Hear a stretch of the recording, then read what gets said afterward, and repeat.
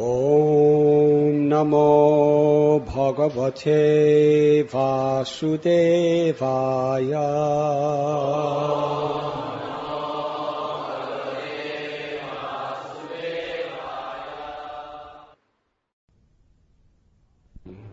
Yathayantyapayandi cha Nayamatmanathai teshu Viparayeti yatai babu. In this world we see that pots, dowels, and other byproducts of the earth appear, break, and then disappear, mixing with the earth. Similarly, the bodies of all conditioned living entities are annihilated. But the living entities, like the earth itself, are unchanging and never annihilated. Nahanyate hanyamane sarire. Report by His Divine Grace, A.C. Bhaktivedanta Swami Prabhupada. Although Kamsa is described as a demon, he had good knowledge of the affairs of Atma Tattva, the truth of the self. 5,000 years ago there were kings like Kamsa, who is described as an asura, but he was better than the modern politicians and diplomats who have no knowledge of Atma Tattva. As stated in the Vedas, asango hyayam purusha, the spirit soul has no connection with the changes of the material body. The body undergoes 6 changes: birth, growth, sustenance, byproducts, dwindling, and then annihilation. But the soul undergoes no such changes.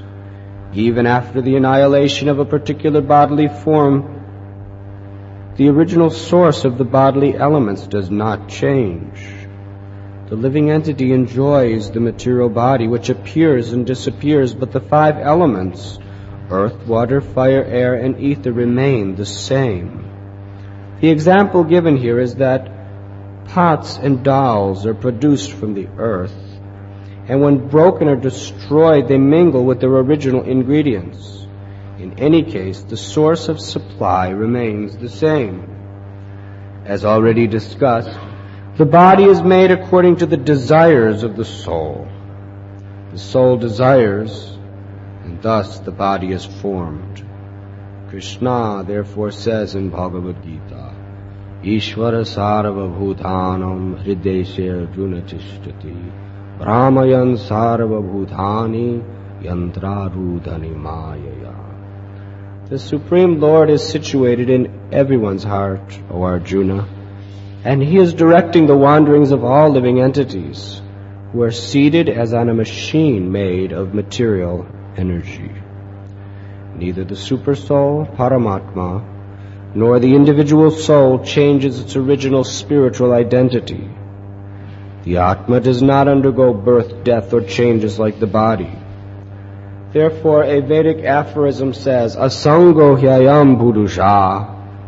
Although the soul is conditioned within this material world, he has no connection with the changes of the material body.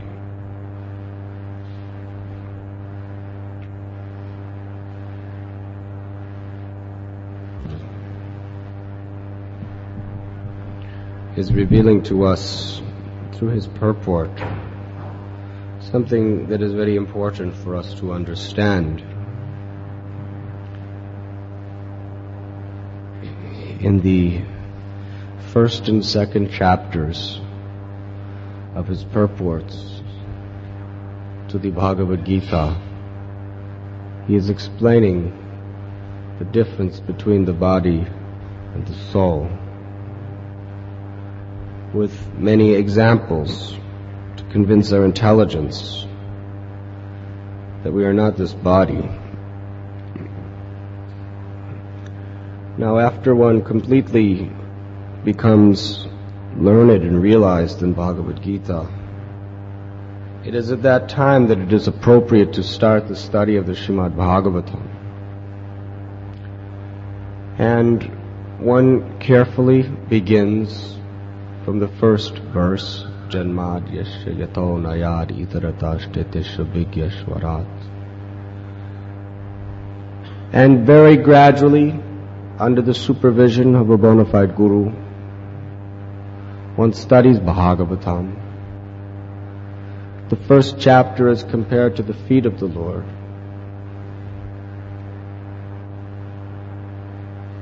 The first cantos. And then each canto is compared to the thighs, knees, the waist, the chest, the shoulders. And the 10th canto is considered to be the beautiful moon-like face of Sri Krishna. And it is not proper etiquette to approach a respectable person in his head. We must always approach by the feet. Even when we come to the temple, it is not proper respect to just look at the beautiful face of Gopinath first. When we come to the temple, the proper respect and etiquette is to first look at our Guru Maharaj,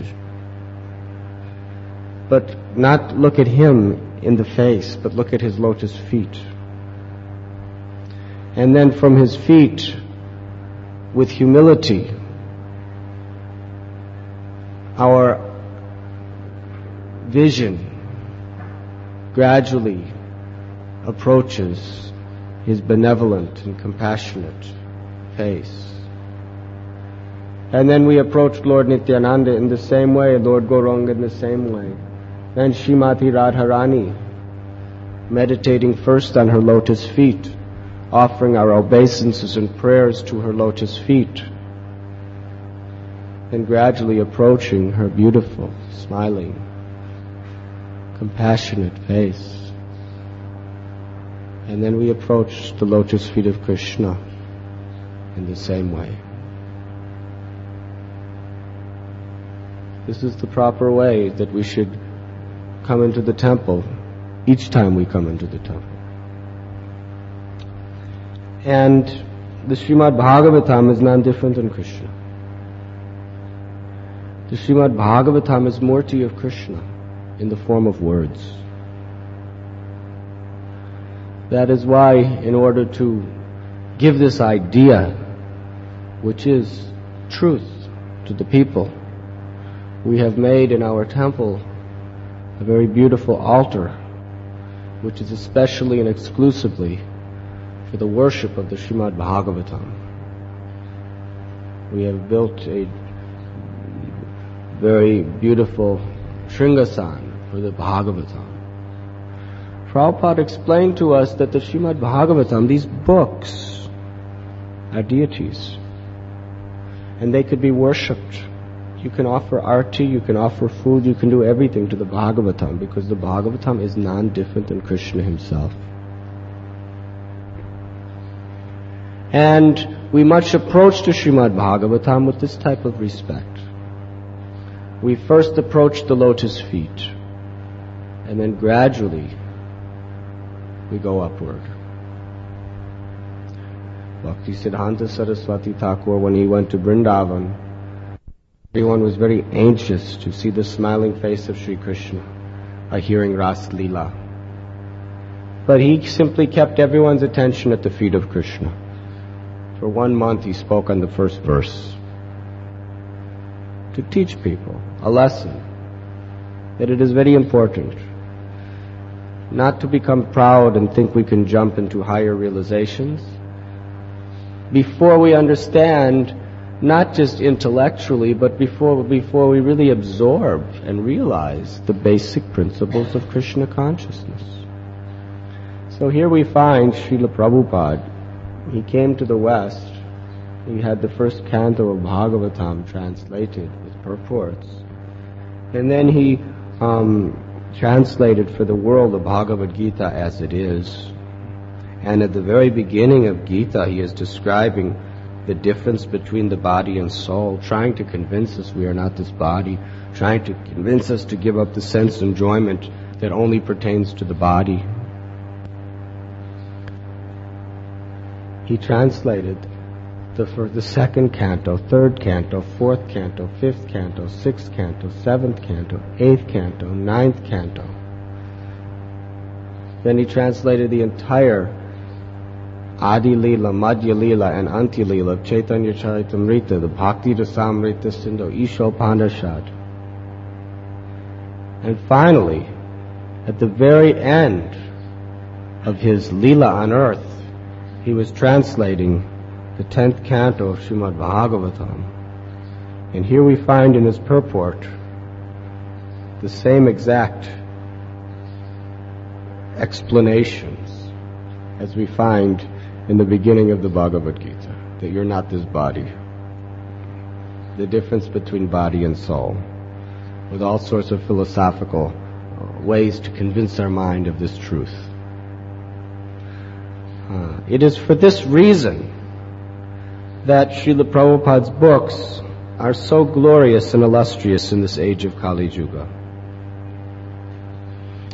Because although he is giving factually the highest knowledge, the highest information of Lord Sri Krishna's Leela, he is keeping it all very strictly in perspective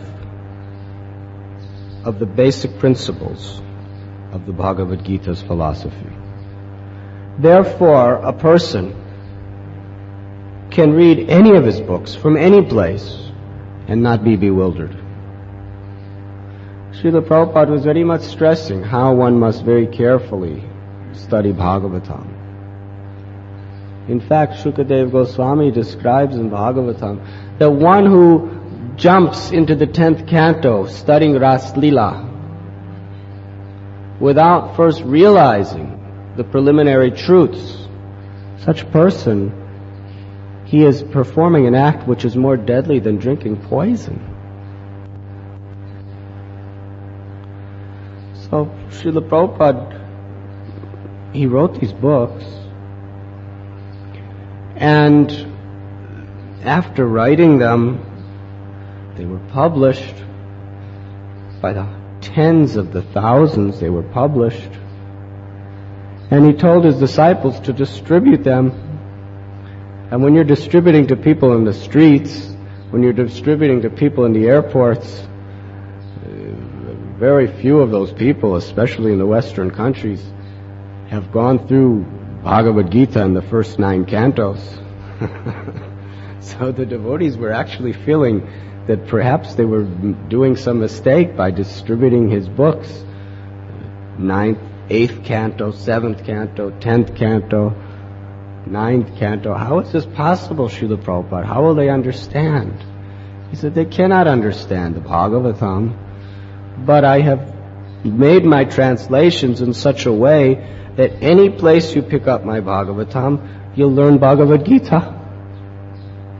And how every verse applies to the Gita's original instructions. And therefore he specifically and purposely wrote these purports in such a way for the modern age man. For those who are advanced devotees, the highest information, the highest realizations are given. But for those who are not so advanced, it is all in perspective of the basic principles that you are not this body and that you should simply become a servant of Krishna. So expertly Sri Krishna, Chaitanya Mahaprabhu, has empowered him in this way. So here we are, the highest, most intimate and confidential of all the syntheses of Veda, the 10th skanda of the Bhagavatam, and we're reading how you're not this body. You should give up the bodily concept of life. And of course, sometimes we're reading all these beautiful pastimes of Lord Sri Krishna, and then we come to this and we want to just skip through it because we've already heard it so many times. I want new rasas, I want new nectar, I want the juice of newer and newer subject matter of Krishna's divine pastimes. This Nahanyate Hanyamanesari, how many times have I heard it? For the last 20 years I've been hearing Nahanyate Hanyamane Siride. I want to hear something else. I already know. But the problem is we do not know. Therefore, we must be continuously reminded. Otherwise, everything else we learn will be misunderstood utterly. You see, intellectualization is not very impressive to a sadhu. Realization is impressive to a sadhu. And realization is manifested through humility and devotion. And that is the most important principle. We can become learned, we could, according to our capacity. We were speaking last night at one lecture that the Srimad Bhagavatam cannot be understood by one's intellectual capacity. The Srimad Bhagavatam can only be understood through the process of receiving the mercy and the blessings of great devotees of the Lord. And we receive those blessings by inquiring submissively, however learned we are, even if we are great, great scholars. If we do not inquire submissively, we can never understand the Bhagavatam. And that submissive inquiry must be substantiated by menial service.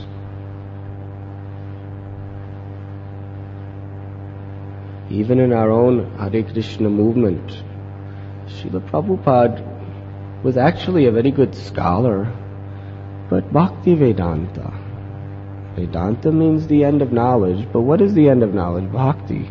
It was really his sacrifice and devotion which was his greatest attribute. And Prabhupada describes it was his humility that so many of his godbrothers and so many scholars are actually much better than him at scholarship.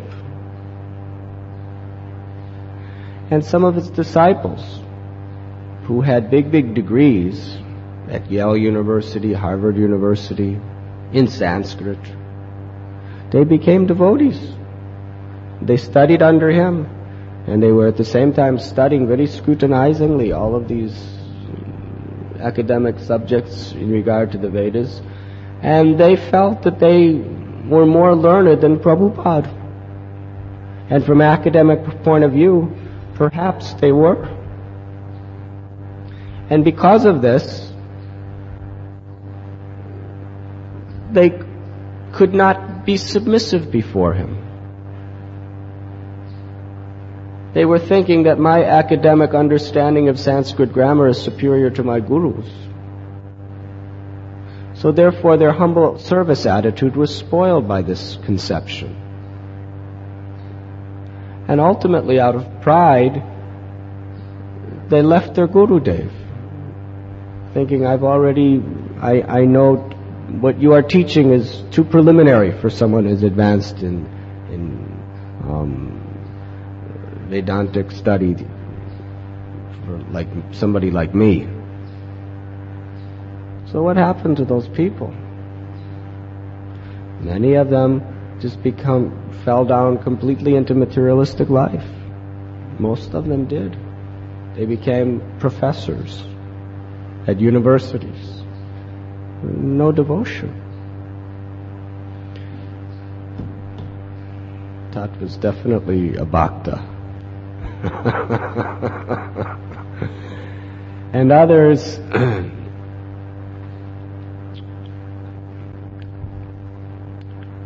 they just went on their own. They went to some other guru. And in this way, because of this aparad, Krishna is not going to be very generous in giving them his mercy to such persons. Srila Prabhupada's greatness was his complete sacrifice and surrender to the Lord. And he was a great scholar, but that was not his real opulence. And just to show this, When Sri Chaitanya Mahaprabhu approached Prakasananda Saraswati Thakur, he approached him in that way. That you are great scholars. You know the Vedas inside and out. You know all the aphorisms, all the slokas. You've spent your whole life in this field. I just chant the holy names. My Guru Maharaj said, I'm not fit to study the Vedas. Just chant Hare Krishna, Krishna Krishna, Hare Hare, Hare Ram, Ram Ram, Hare Hare. And therefore my Guru, because he gave me his blessings, I achieved love of God. And following in the footsteps of Gauranga Mahaprabhu, Sanatana Goswami, who was most learned, he factually was the most learned.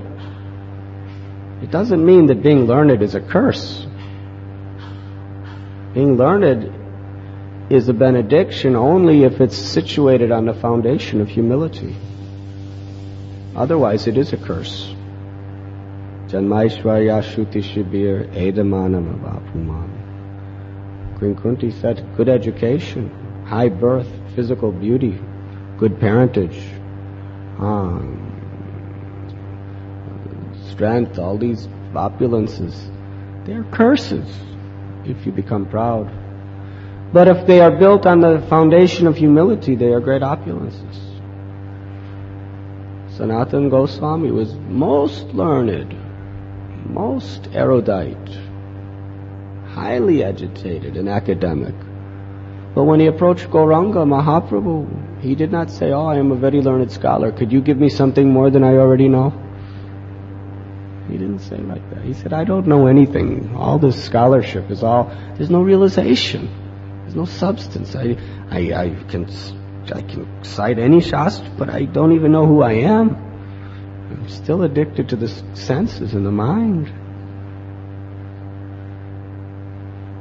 Even some devotees in the field of interfaith, sometimes they think, we have the highest knowledge, and you other religions, you don't understand the deep intimacies of rasas that is described by Rupa Goswami and Bhakti Rasamrita Sindhu. All you know is these basic preliminary, that God is great. It's very nice. I remember there was one devotee at New Vrindavan, and he would not come to Srimad Bhagavatam class. He would not come to Bhagavad Gita class. Because he said that these classes were for neophytes. All they're talking about is Nahanyate Hanyamane Sarire. He said, I've been a devotee for 14 years. I've heard it. I know it. I want classes which are teaching higher realms of consciousness. And yet at the same time, that person was factually taking intoxications regularly and from time to time having illicit sex. So I told him very frankly, I think that you are not even ready to hear the Srimad Bhagavatam class or the Bhagavad Gita classes. You're not even following those principles. But because of pride, he was not able. He was not able to inquire submissively and receive the blessings which would actually give him the strength to become Krishna conscious. So here in the 10th canto, the super excellent crest jewel of all Vedic literature, Srila Prabhupada is reminding us, Nahanyate hanyamane sarire, you are not this body. You are the eternal soul, and giving so many beautiful examples how just as the material elements, earth, water, fire, air, and ether, they are permanent. But their manifestations, their mixtures, are temporary. Sometimes earth, water, fire, air, ether, they formulate themselves into an earthen pot. That pot may last for 10, 15 years. Ultimately, the pot dissolves back into the earth. What is the difference? The form has changed, but the 5 elements remain exactly the same. They just transformed from one form to another. In this way, material energy is eternal, and the ingredients of material energy are eternal. It is only the specific manifestations that are temporary. And we are such crazy fools that despite all lofty big philosophy, we still cannot overcome attachment to the misconception that we are the grossest, most externalized transformations of these material ingredients. We have not even come to the realization that we are composed of earth, water, fire, air, and ether. If we did, we would understand that we're permanent. The physical body is permanent. Aparayamitasvanyam prakritim virime param. Beyond that is the soul, which is eternal, which is undying. Nahanyate anyamane sarire. Does not die when the body is. We are only under the conception, the conditioned souls, that this very, very grossest, most external, particular form in which the mixture of the ingredients of material nature have formulated, that we are that. Such an illusion.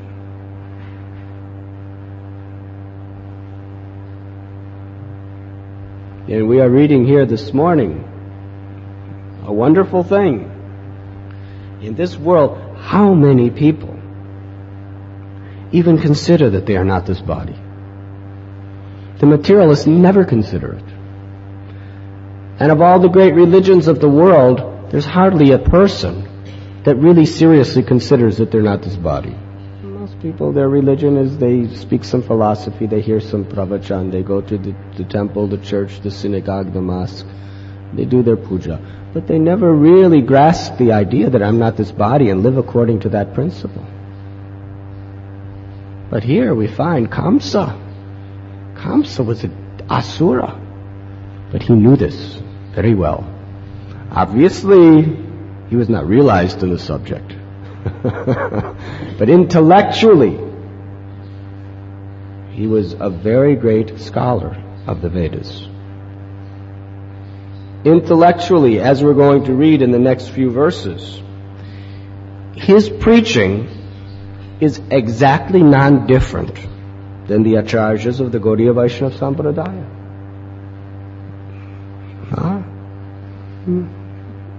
It's true. Is there anything different what he's saying here in this verse? And tomorrow what he's going to say, one who does not understand the constitutional position of the body and soul becomes too attached to the bodily concept of life. Consequently, because of attachment to the body and its byproducts, he feels affected by union with and separation from his family, society, and nation. As long as this continues, one continues his material life. My dear Sister Devaki, all good fortune unto you. Everyone suffers and enjoys the results of his own work under the control of Providence. Therefore, although your sons have unfortunately been killed by me, please do not lament for them.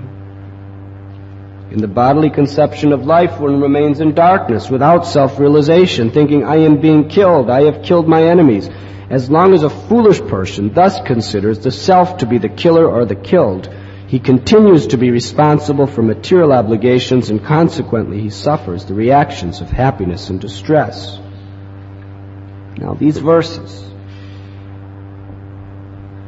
if I were to just read the verse, not tell you where it's from, and I was saying, this is spoken by Ramanujacharya.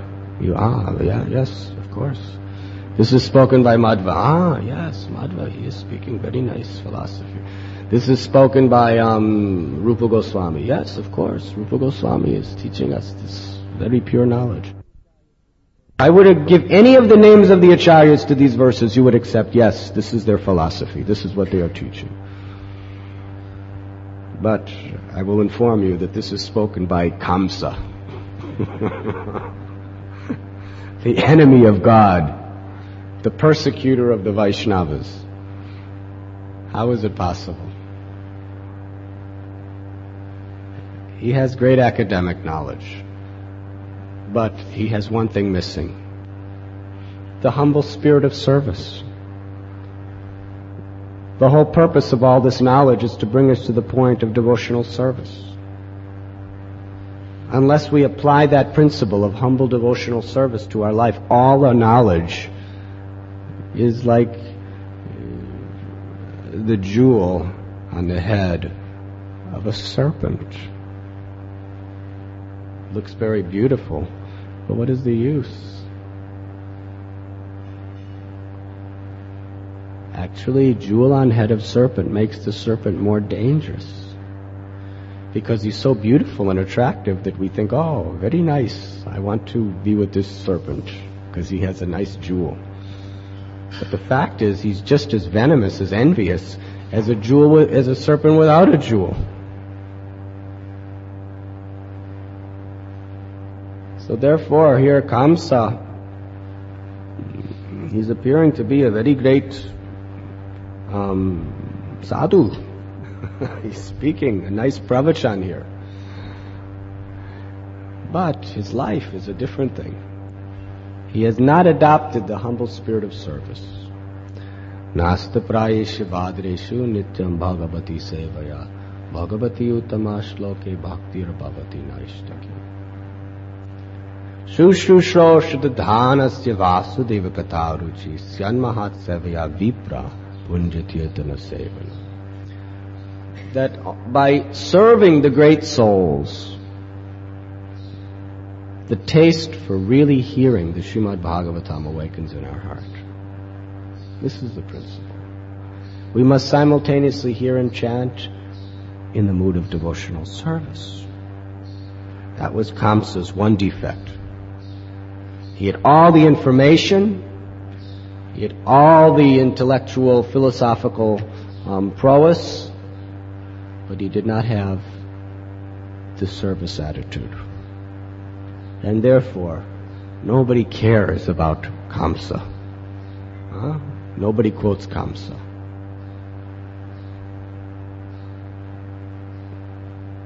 Although he's saying the same things, no one wants to quote Kamsa. Hiranyakashipu also, in the 7th canto, he was speaking very, very wonderful, pure philosophy. But how many times do we hear the great acharyas quoting Hiranyakashipu or Kamsa? They're saying the same thing, but nobody will be inspired by hearing their words. Haridas Thakur explained that a preacher is one who preaches by his example.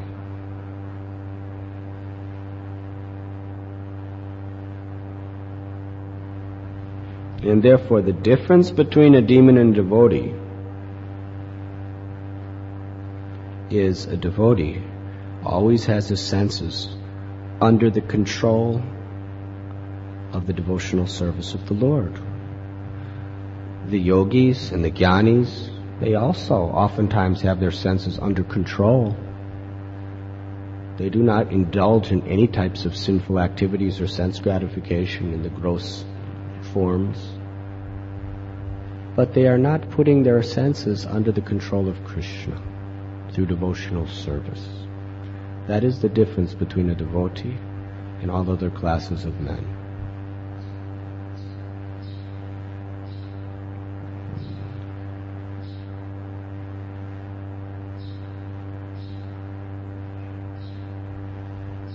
Actually, Prabhupada is explaining here that Kamsa is better than the modern politicians and diplomats, because he had this higher intelligence, this higher knowledge.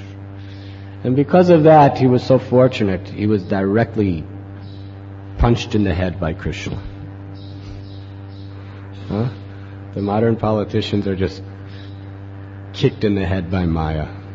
But Krishna personally punched Kamsa and liberated him.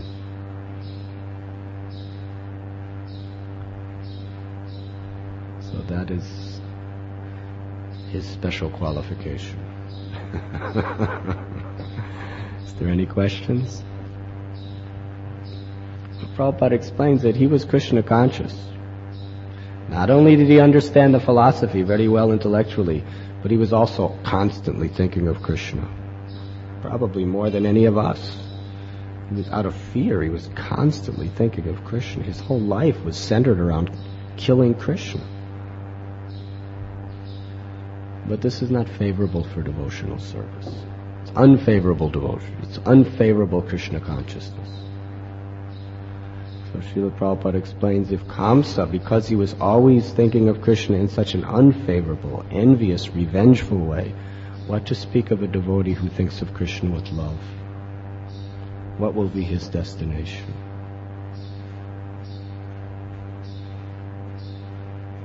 Is there any questions?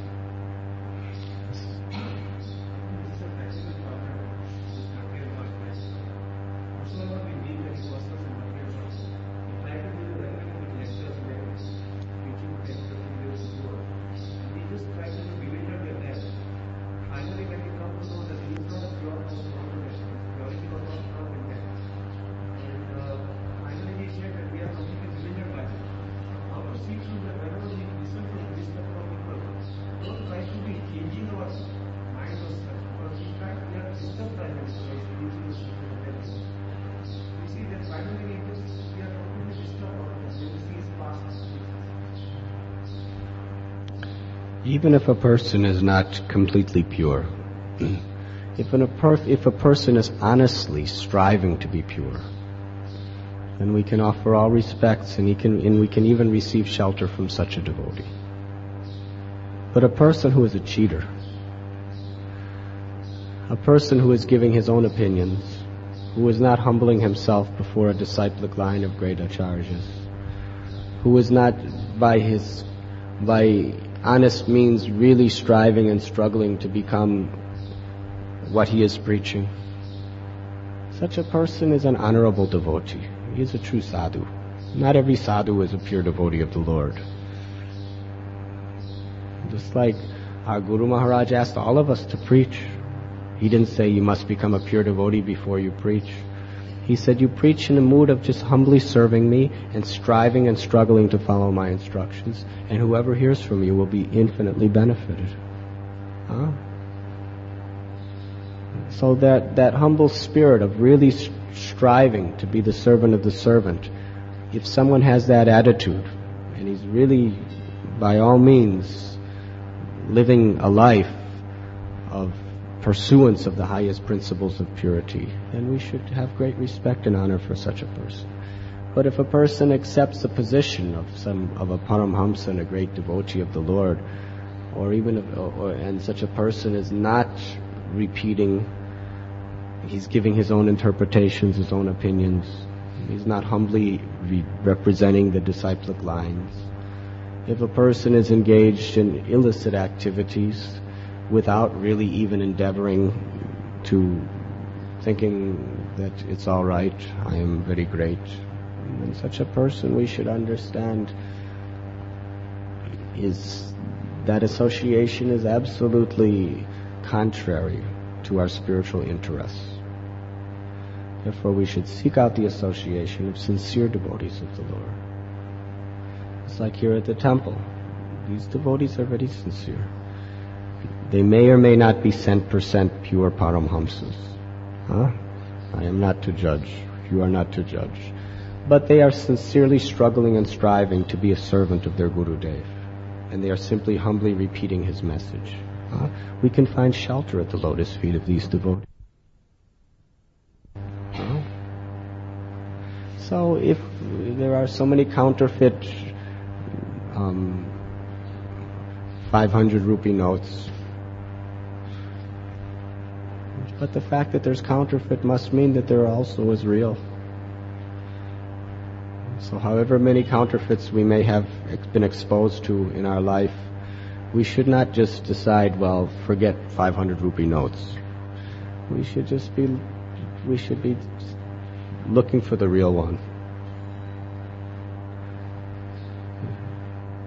In the Bhagavatam it describes very clearly that in Kali Yuga, what is religion is taken to be irreligion, and what is irreligion is taken to be religion. And how do you think this comes about? When the Brahmins and the Swamis and the priests and the ministers, when they're teaching irreligion in the name of religion. It's not that the people just formulate these ideas. This is what's being taught by the religious leaders. What the great men do, the common men follow. So the Bhagavatam warns us that this is the situation in Kali Yuga. that there are so many cheaters who call themselves God, who declare themselves to be incarnations, who are teaching their own opinions, who are teaching compromised philosophies just to attract the masses to themselves. Huh? So that's very clearly explained. It's stressed, emphasized, but at the same time, even more emphasized simultaneously is you must take shelter of the lotus feet of a sadhu. Huh? So therefore we must seek out those sadhus who are really sincere, who are really striving for the truth, who are really the humble servants of the previous acharyas. However many people cheat us, we must keep looking, keep waiting, keep praying. And when we find such a genuine person, we should feel most grateful. Is there any other questions? Yes.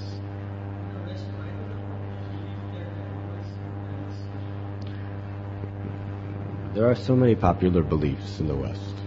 We do not take them very serious.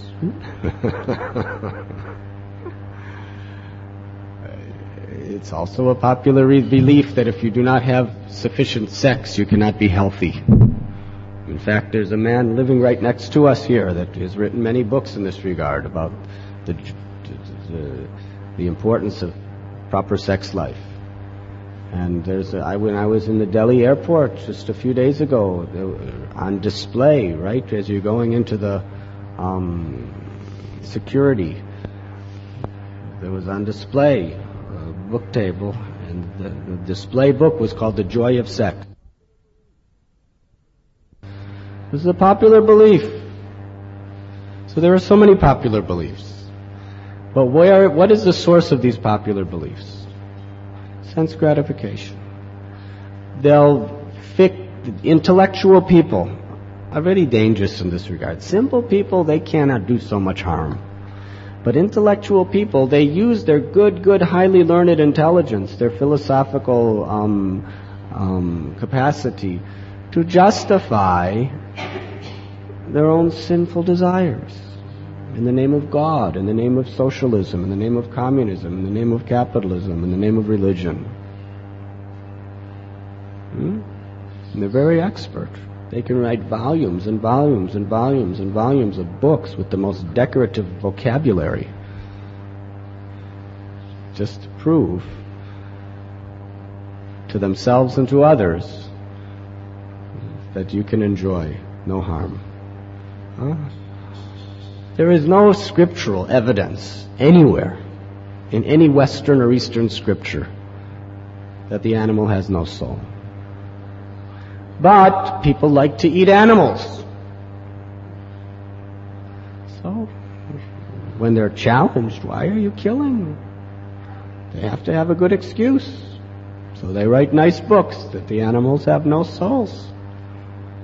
And people who want to believe, who want to eat meat, to them this is very welcome philosophy. But it is not the truth. So it is a popular belief only because people do not want to give up their sinful activity.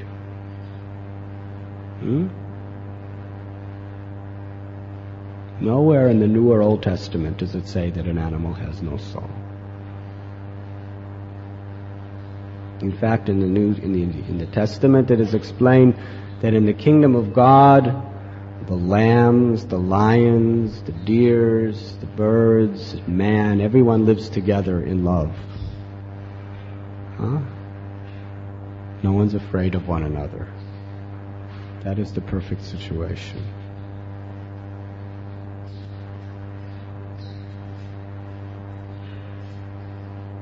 Yes.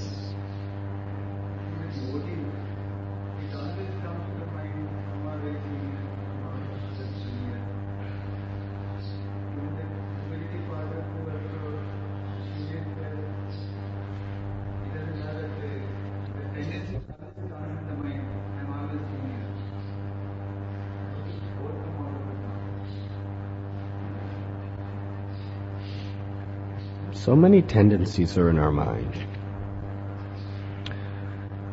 You see, you have to feed those tendencies that emphasized by your Gurudev. And you have to starve those tendencies that are contrary to the instructions of Gurudev. It's natural. We all have tendencies of pride and lust and envy and anger and greed. These tendencies are deeply rooted within us. We all want to be senior, even when we come to devotional service. But we also, by the grace of Gurudev,